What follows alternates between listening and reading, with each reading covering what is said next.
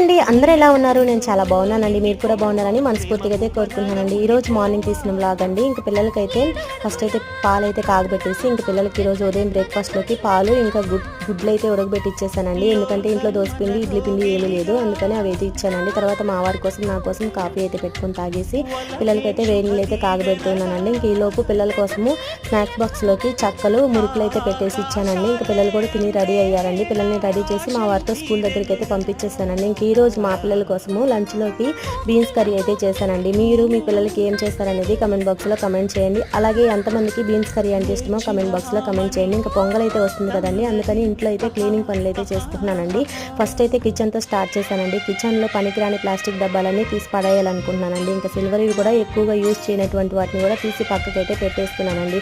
మీరందరూ పొంగల్కి క్లీనింగ్ పనులు మొదలు పెట్టారా? కమెంట్ బాక్స్లో కమెంట్ చేయండి. ఈ వీడియో ఎలా అనిపించింది, నచ్చితే ప్లీజ్ లైక్ చేసి అలాగే మన ఛానల్ని సబ్స్క్రైబ్ చేయండి.